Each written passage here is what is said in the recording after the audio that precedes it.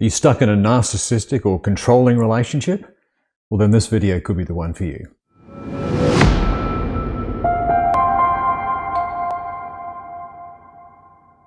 Today's letter is from one of our female viewers on the channel who's writing to us about some issues that are happening with her male partner.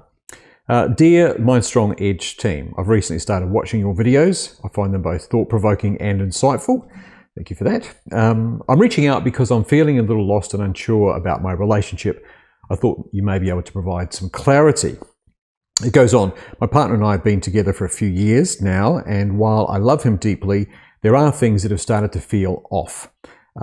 At first, I thought it was just stress or typical relationship challenges, but now I'm questioning whether there's something more to it. I've heard a lot about narcissism lately. Okay. And I wonder if this is something that applies here.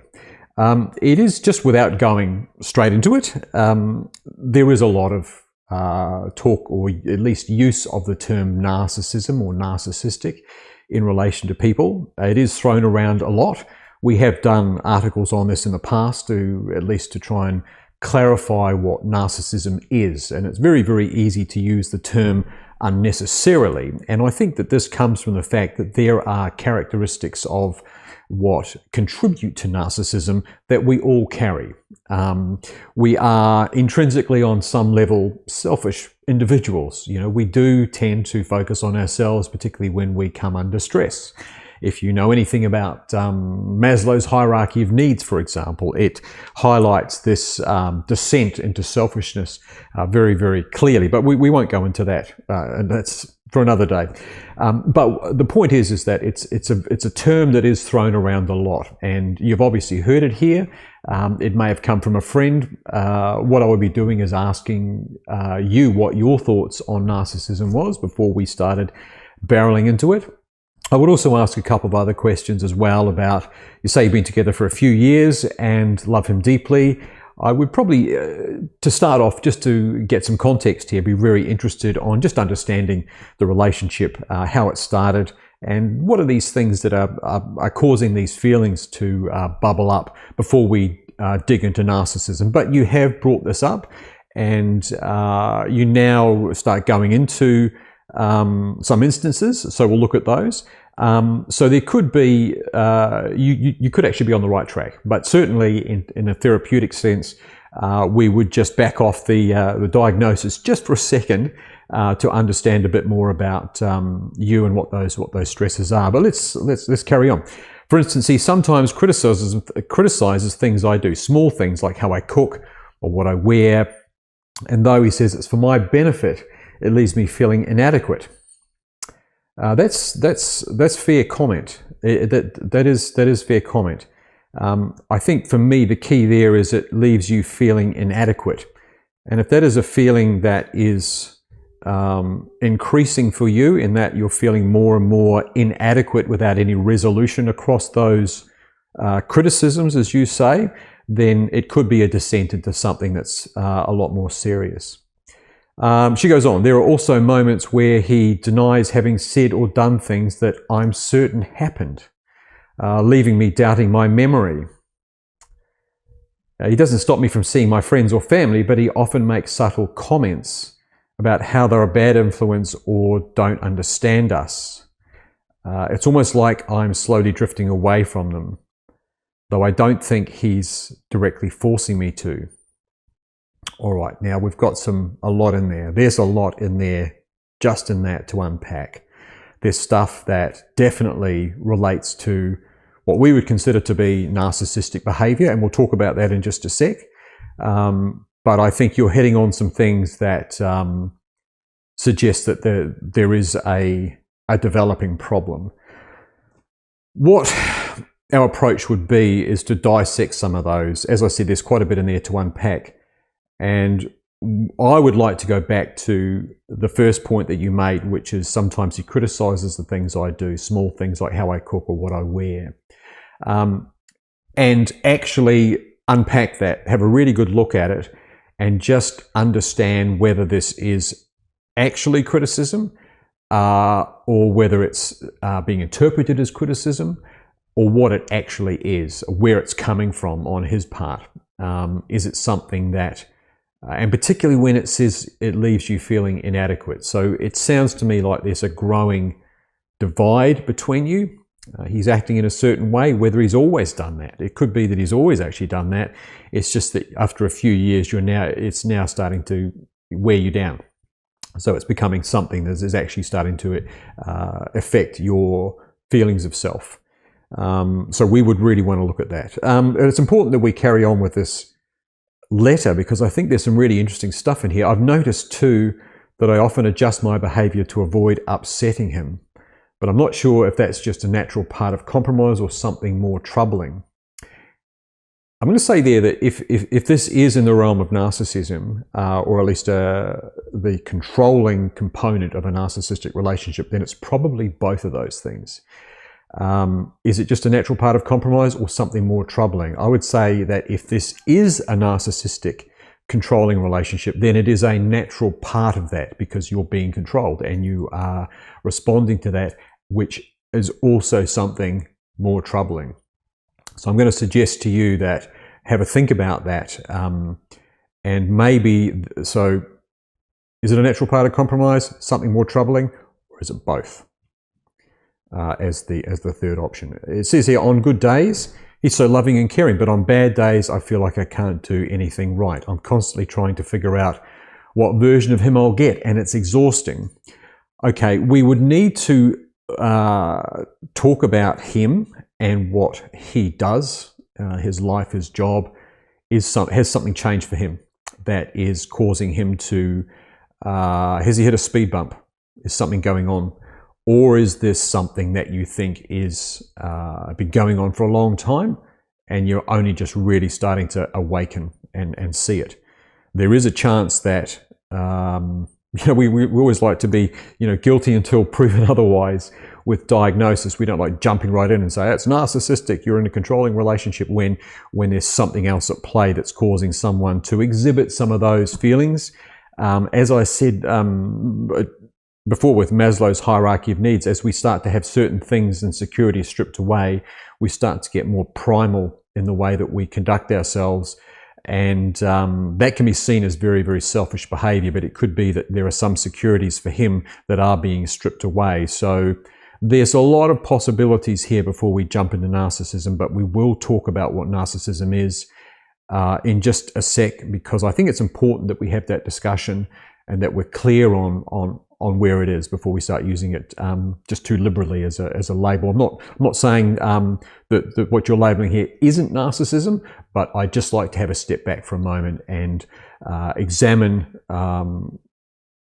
all aspects of what you're actually dealing with, which is also your situation as well.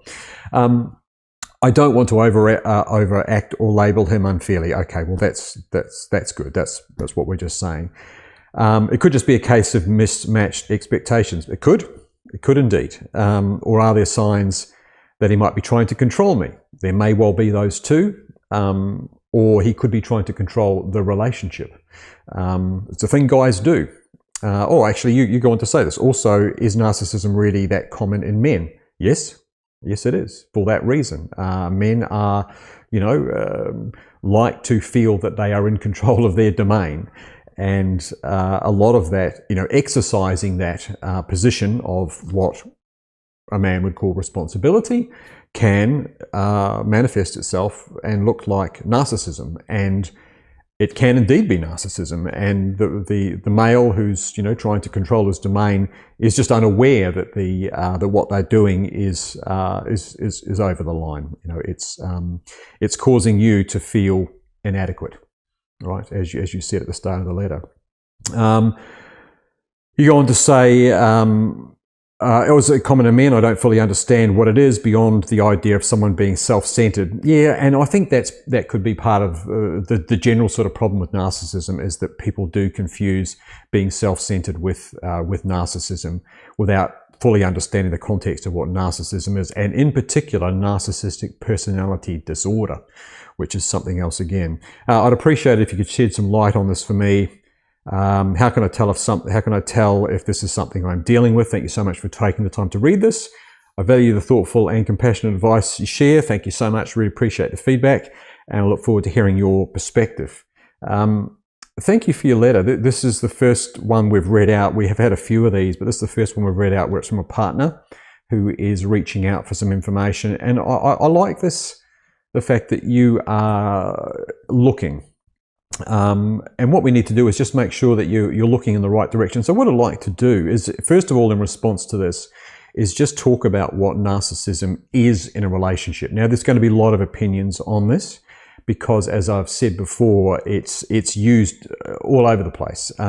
When you think narcissistic, a certain person might come to mind, and that's your version of narcissism. You could have been in a controlling relationship before and have a very, very strong opinion on what narcissism is. But basically, the narcissist, or at least the person that could be potentially labeled as narcissistic, is actually employing tactics to gain control over other people, right? And it's important to be aware of the signs in order to protect yourself.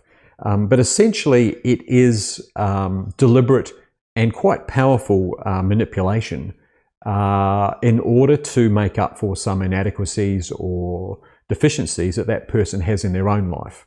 And to give you an example, if you have low self-esteem, the easiest way for a person with low self-esteem to elevate their sense of self-esteem is to reduce the value of all those people around them, right? It's the lazy way of achieving a higher sense of self. But unfortunately, it's not rooted in reality. And if you just keep putting people down all the time around you in order to, by relatively feeling higher, which is what you will do if you put everyone down and you remain the same, you end up being in a higher space, then you have to work very hard to maintain that, because you're constantly putting these people down. They start popping up, you've got to put them down again, put them down. It's like that game with the that you do at the sideshow where the beavers are coming up and you're hitting them with the mallet. But that's what the routine of the narcissist is. They become highly dependent upon maintaining that relativity with the people that are around them in order to elevate their sense of importance. But constant criticism is always a red flag. The narcissist will use criticism to do just that, to constantly put you down. It's like, I'm asserting myself up here and I've got an opinion of you. I'm making harsh judgments, and that's happening frequently to keep you in place in order to feel higher.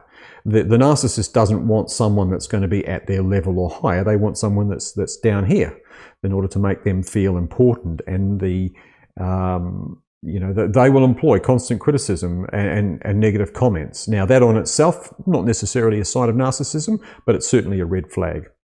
Gaslighting is something that you may have heard of. And what it boils down to, if you've never looked it up, I suggest you do find out what the term gaslighting means. You hear it a lot in politics, by the way, or at least we do here in Australia. But it's a technique that is used to make you question your own reality. You sit back and go, I thought I was thinking this, but now I think that maybe I was wrong, and it causes you to feel like you're losing your grip on reality. You feel confused and in doubt over your own perceptions of what is real and start to question yourself. And if you're in that place, and I think that you actually said something along those lines where you're feeling inadequate, I would really like to understand if that feeling of inadequacy is actually would come under that gaslighting term, where you're feeling like you're losing your grip on your sense of style, your sense of what you're doing for yourself. Am I good enough? It could be a result of gaslighting. I don't like the term gaslighting. I think it's one of those things that's thrown around a lot, but essentially what it means is that someone is manipulating your sense of reality such that you question yourself and you start to doubt yourself. And that puts you in a very, very vulnerable place. Isolation is another thing.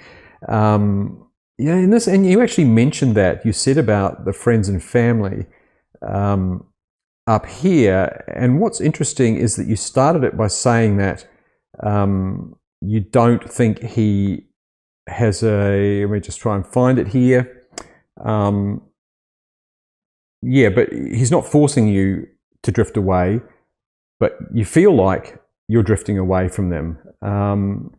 He makes subtle comments about how they're a bad influence or don't understand you. So there is, that really sounds like manipulation in trying to isolate you from your support network and the people that matter to you. And if you're starting to feel isolated, then that could be a real indicator that someone is deliberately doing this to you. That's worth thinking about. And just from reading that, and just back on what you said there, I think that just the mere fact that you've raised it, if it's that present in your conscious, then that could be a real red flag right there. Narcissistic people also like to make their love or what they give conditional. Like there is always conditions that come with it. And I think that you also mentioned something about that as well. It's like you're constantly on eggshells or changing your behavior to gain their acceptance. This is a symptom of the control. If you step back for a moment and assess it and go, is this necessary control, or is it just control for the sake of being controlling? Is this person just controlling me down to that point just to keep me there? But you partner that with gaslighting, and then you question your own sense of reality, and it kind of takes away that energy that you might have to go, no, actually, I am okay up here. But if you're being constantly told that you are down here, and then your sense of reality is diminished as well, then you can see that you could quite easily end up staying in that place. There's also making you feel guilty, and also the narcissist will not want to accept any responsibility for what's going on. It's kind of on you, It's shifting the blame to you. It's saying, well, you're the one that's accountable, and coming up with some very convincing reasons as to why that is. It is an emotional roller coaster ride. This is a ride that has extreme highs and extreme lows in it, as this person seeks to manage you. And I think you also said that it's like there are some good days and bad days, and you just want to know which version of him you're with. So look, based on the facets of narcissism, I think that there is a good chance that this is what you're dealing with, but we need to understand where he's coming from, and there will be a reason for it. There could be something that has undermined his sense of self-esteem or self-worth, and this is causing a very sort of basic primal survival mechanism to kick in that is doing all those things that we would characterize as narcissistic. Not to be confused with narcissistic personality disorder. That is a step forward into narcissism, where it actually manifests as a disorder. And I always caution you to use when using anything that has the word disorder in it, because it is a clinical diagnosis, and it needs to be handled clinically. So there is definitely a distinction between narcissistic behaviour, which I think is present in what you have written to us, and the behaviour that is an actual disorder, which requires clinical diagnosis of the behaviour. But I will also caution you that the narcissistic relationship where you are being controlled, it is like you're being held in the gravitational field of something very, very big and very controlling that you can't quite escape. And you may feel that you've escaped it, and this will change that behavior in that person such that they will really start to work to bring you back in, to really bring you back in. We have a lot of people we actually have dealt with a lot of people that have been in narcissistic relationships One of the difficulties is that if someone is truly narcissistic to the point where they were diagnosed with narcissistic personality disorder, it's very, very difficult to work with that person, because one of the facets of this is that they simply don't see that they have a problem. You can't label someone and say, hey, fella, narcissistic personality disorder, we need to work with that, because that just, it doesn't make sense to that person. So it is difficult. It is difficult to confront someone that is controlling to that degree, because they have their tentacles in you for a very strong emotional reason. And generally it's to elevate their own sense of self-worth, and that to that person is worth so much. And they will fight vigorously to the bitter end in order to maintain that. So that's maybe a topic for another day, but it certainly is something that makes it very difficult to escape from. And we find that I think the average is 6 or 7 times that people leave and come back and leave and come back and leave and come back. 7 times before finally they are able to escape. And then what we see is a very noticeable change in the behavior of the narcissist. If they feel like they have lost you, if you have actually gained that courage, I'm not saying leave, based on that letter, but I'm just giving you this as an example of people that do ultimately escape what is truly a narcissistic relationship. It is a big monumental effort, but you will see a behavioral change in the person that is behaving as a narcissist, and they will change from trying to keep you to then try and alienate you and continue to blame you for the state of the breakdown in the relationship. So ultimately, they want to elevate themselves in the face of their peers, the wider community, and go, woe is me, she left because, or he left, whoever the victim was, because it goes both ways, right? Women can be narcissistic just as much as men can. It just so happens that men are more prone to it. But certainly, once that narcissistic person has lost control, they will then look to control the information that's going out to the wider community and their peers, to make it look like it was your fault and you're to blame for them and their state, and they need the support of all these people because they're looking to elevate themselves. It's all about the elevation of sense of self-worth. And that's what we would come back to for this is I would talk to you about your partner and maybe chat with him as well, possibly. But certainly to understand from your point of view what you're seeing, what's going on, are there family factors involved in his world? Are there, do you know his parents? What's his work like? What's his social circle like? Is there any drugs or alcohol that are entering the picture? There are a lot of things to consider before we go down the narcissistic route, but certainly what you've described fits with a surprising number of the character traits of the the narcissistic relationship. There's no question about that. Your feelings are valid. Where we need to look now is where that's coming from, and we also need to look at you as well. Like how are these behaviours affecting you, and why are they having a certain effect? We always talk in this channel about the fact that we see the world through a lens. The lens is built up of everything from our past, particularly when we were kids. And we would need to have a look at that and go, okay, so this is happening.